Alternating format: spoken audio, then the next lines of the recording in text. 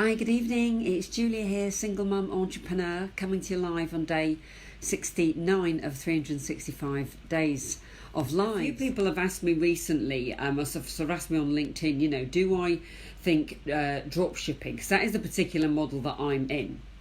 And for those who have not seen my lives before, or for people who don't know that, drop shipping in essence is quite an uncomplicated business model. I mean, it's not easy to run as a business, but the business model is quite straightforward to understand.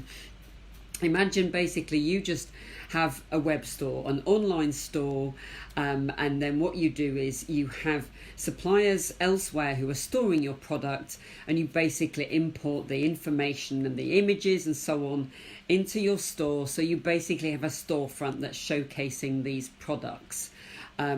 People come along and pay the retail price. You deal with all the customer communications, the order processing, you keep your web store up to date, etc. So you just sort of do all of that side of it, and then the order goes through to your supplier, drop shipping supplier, whatever, and they basically kind of package and ship that product, that item to your customer directly.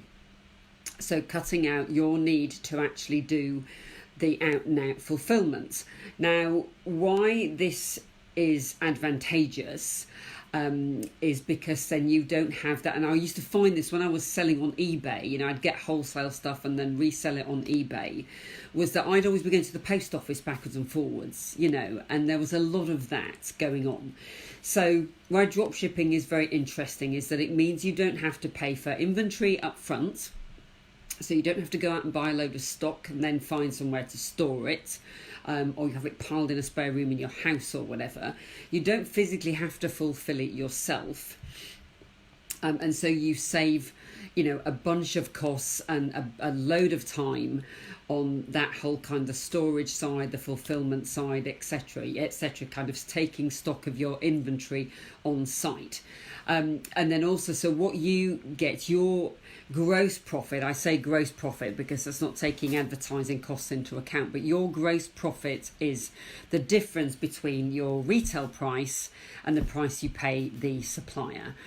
So ultimately, you decide what your margins are going to be and how much you would like to ideally make, because you'll have to take into account what your other costs will be, if you have a monthly advertising budget. If you are offering free shipping, for example, to your customers, but yet you have to pay a small amount for shipping. So there are some things to take into account. And even though it seems quite a straightforward business model, the reality is a lot of people have gone into it over the years thinking that it's quite easy, but in reality it's not. I mean, let's face it, what business is easy to start? Everything requires work.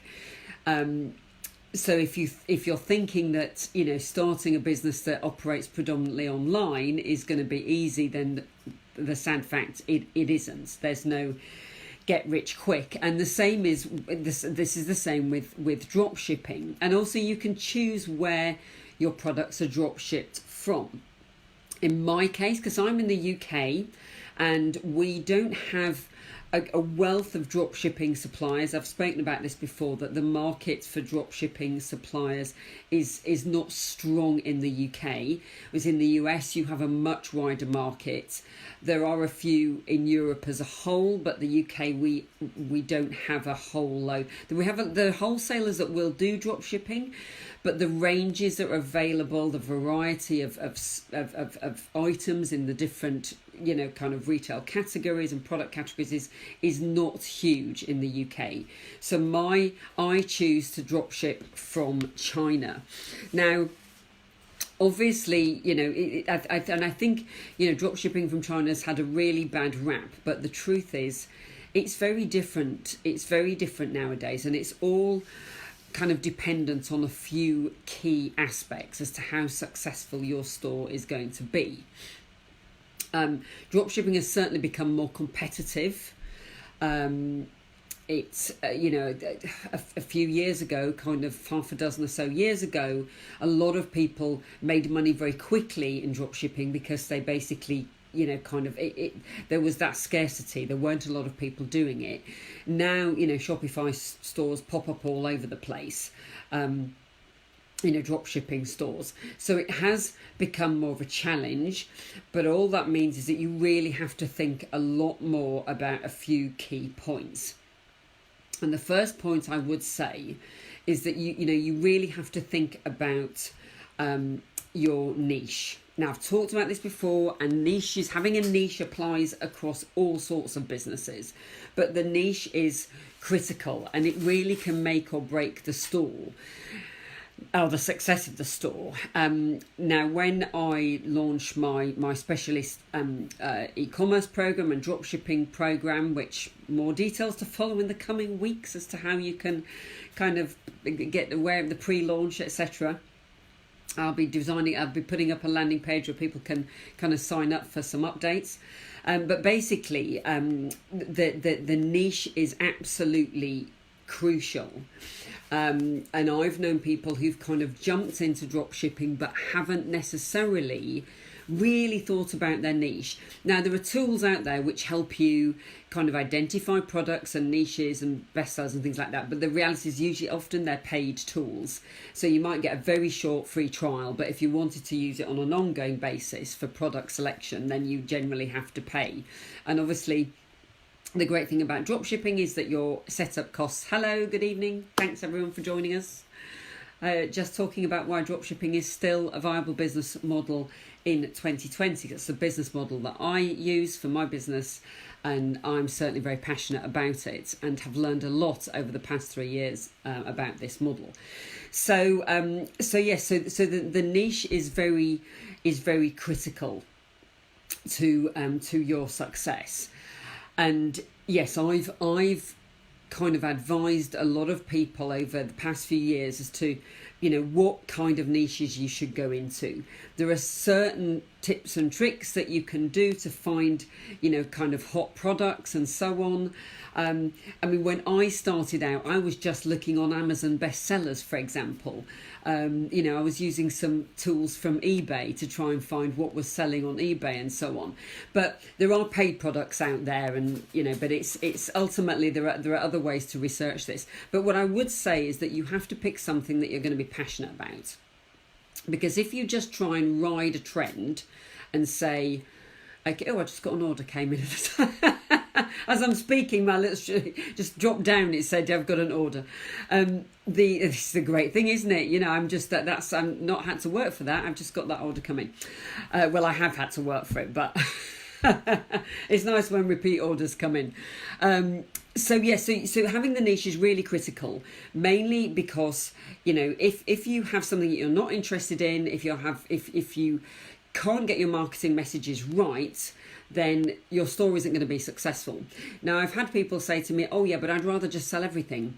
I'd rather sell, I want to kind of cover as many markets as possible, cover as many categories. So I'm going to be like an Amazon. I'm going to have a household, I'm going to sell this and that, household stuff, clothing, watches, jewelry, everything. And I would just say, no, don't go down that route. You can't end up competing with Amazon and eBay and all of that. You don't want to do that.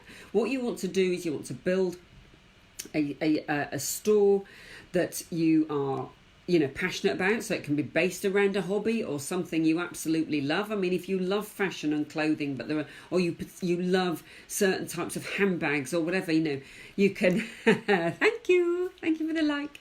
You can pick something that really speaks to you, because you're going to be working on this business potentially for a long time, so it needs to be able to keep your interest.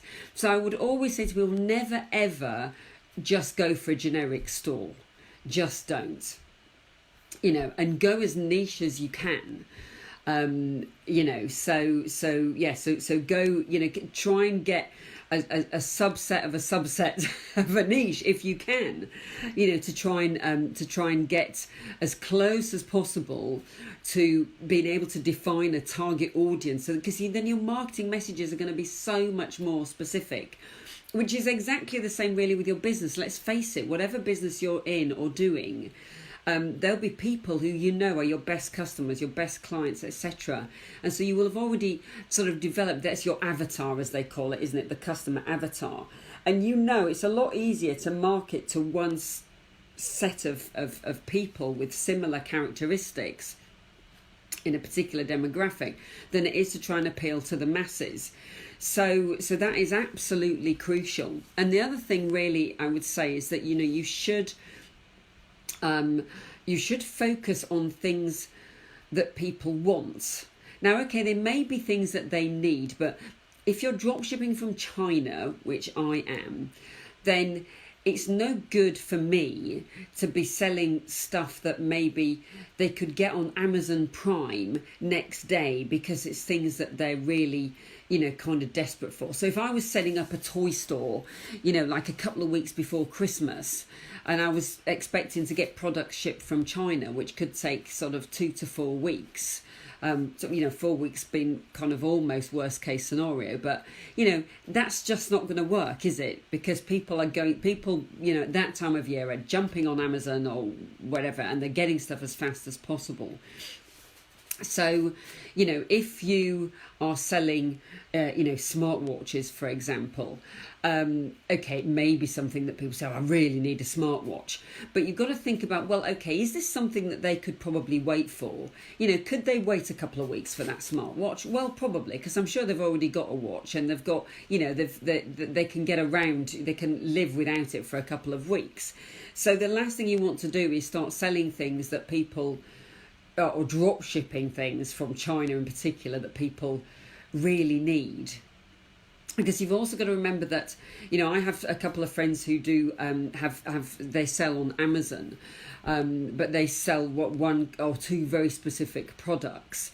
But I went down the route of having my own store as opposed to, you know, kind of selling or through Amazon, because Amazon doesn't really like drop shipping. Amazon doesn't really like drop shipping, but there are Chinese suppliers, just as on eBay, there are quite a lot of Chinese suppliers who drop ship on Amazon. So if you can't afford, if you're somebody who can't really afford or doesn't want to pay for Amazon Prime, then that consumer is not necessarily going to be going to Amazon to find stuff anyway. So if you have a niche store, and you can develop targeted messages around that, then you can start building up trust through a blog, through social media, you know, through I mean, for me, my main channel is Instagram, you know, with a little bit of Pinterest, the odd bit of Snapchat and so on, because my demographic is 16 to kind of 25, 30-year-olds who have a specific kind of fashion interest. So yeah, so you really need to think about the you know, what kind of products you're selling, and make sure you're not selling stuff that's going to take a long time to get there, and you're going to end up with a lot of angry people thinking they're going to get their product the next day. So, I mean, a lot of negatives that people talk about generally with drop shipping from China would be things like, oh, you know, it doesn't come in my own branded packaging, which, yes, is not great. You know, chances are there'll be a custom stamp on it and they'll have a Chinese address in Chinese on the package. But what I have found, actually, so you do have to let your suppliers know that you're drop shipping. So please don't put any of your own branded, you know, pricing or whatever, or branded promos in the package, because I'm a drop shipper. And I have actually found, even over the last 3 years, that the way I'm working with suppliers has really evolved. It really has. You know, I've been very careful about selecting suppliers, and that's another topic in itself, which I will be covering when I do my course. But, you know, there's a real you know, there's been real improvements, and all of the stuff. So I have ordered samples of things from the different suppliers, and I found they come, you know, really well packaged. I mean, yes, okay, it comes and it's got, you know, the customs, you know, label on and so on. But I think that nowadays people are used to goods from coming, you know, from different places.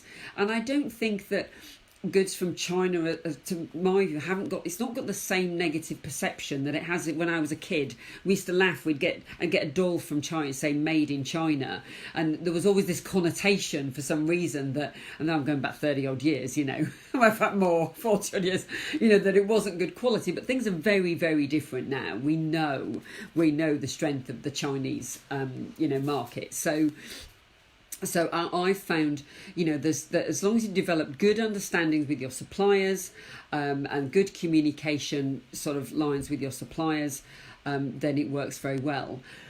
Another complaint that I've had, not a customer complaint, but somebody said to me recently, yeah, but if you need to get a refund, it takes forever. Well, the reality, it doesn't. I mean, okay, I often do have to refund my customer. I say often, but if a customer ask for a refund because something doesn't fit them, they'll send it back to me and I have to refund them, because this is the thing with clothing, you think might get things that don't fit, and okay, I will probably have to refund that before I get my own refund, but the reality is it comes through quickly. And I find I have very few issues, but the key to that is because the way I'm managing the relationships with customers and with suppliers. So if you're thinking about going into drop shipping, I would certainly say talk to me, because I'm happy to have a call, and chat about whether you think it would be the right thing. We can have a Zoom call or Skype or whatever, to see if you think it's the right thing for you. Because certainly I do feel that the positives far outweigh what people might perceive to be the negatives, about drop shipping. So I would be happy to talk to anybody about that. But it is, it is a business model that does, it's low investment and potentially good returns. It's not going to make you a millionaire overnight, of course not. But what does? But the great thing is that you can really learn so much about running an online business, and ultimately you can start, as I'm doing, developing your own, your own products that you can start selling as well. You can gradually find out what your best selling items are in the store, and if you manage to build up some, or get some sort of funding or whatever, some capital, you can even invest in those best sort of selling products and sell them at slightly more of a premium, a bit like an Amazon Prime. You pay more to get something on Amazon Prime. So there are really lots of possibilities with a drop shipping business. But some days I do feel it's not for the faint-hearted, because before Christmas my December was hugely busy, and even though I told people at the start of December that I couldn't guarantee their items would arrive for Christmas because of shipping delays or customs or whatever, the amount of people who were hopping up and down because their stuff hadn't arrived by the 18th was just unbelievable. So but it's all about kind of managing those expectations and not taking any, if a customer is a bit unhappy and saying, well, I wanted it before Christmas, etc., and it's not arrived and blah blah blah. It's just like, don't take it personally. They're a customer. This is what customers do. So I hope that's really helpful. I hope it is helpful. Like I said, reach out to me if you want to kind of get some advance notice of when I start kind of releasing info for the drop shipping program, because this is going to be really something where I'm going to handhold people. It's not going to be a case of, oh, here you go, set up your store, bye. My plan is that people can be members, and on a weekly basis we'll be having Q&As, and I'll be kind of doing all I can to help people to be successful with this, and start a new generation or stream of e-compreneurs, as the phrase is. So I hope that was useful. Like I said, reach out to me. Please like or love this video. Comment if there's anything you'd like to add. So take care, stay well, and God bless. Bye for now.